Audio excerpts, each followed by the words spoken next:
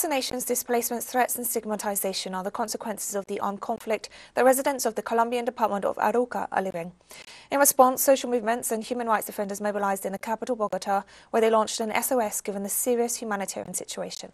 Our correspondent Henan Tobar has the story.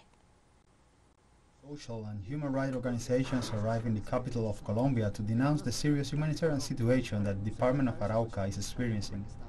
In the first month of the year alone, around 30 people have been murdered, and the conflict has increased in this border zone with Venezuela due to the presence of armed groups. Unleashing aggression against the civilian population that with absurd and delirious arguments have caused the murders of civilians, attacks, kidnappings, displacements, confinement of entire communities, as well as the intensification of threats, accusations and forced recruitment of underage children.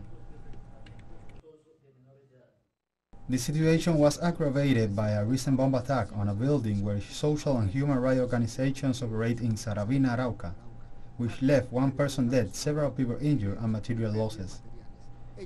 These organizations stress that these and other violent situations are the result of governmental disregard, non-compliance with the peace agreements, the lack of social investment policies, and farmers' refusal to resume the planting of illicit crops. In the Department of Arauca, more than 10 years ago, small-scale farmers decided to eradicate illicit crops.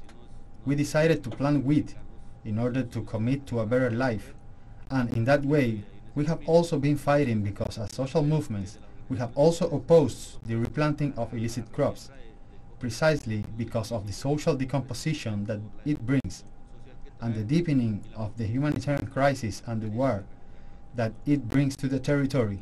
The government's response to this situation, they say, is far from the necessary comprehensive institutional aid. Instead, it has opted to increase its manpower, which only fuels the war that is being waged internally in both urban and rural areas of the department.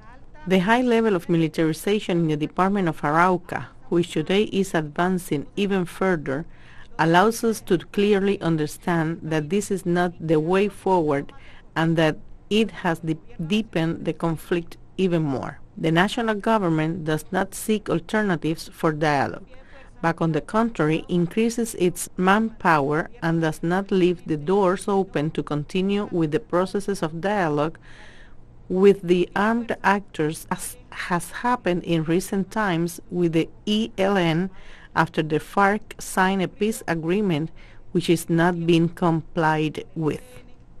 The residents of Arauca department assure that there are a series of interests of foreign powers in this territory with the purpose to having an excuse to interfere against neighboring nations and intervene militarily, which increases the rate of conflict.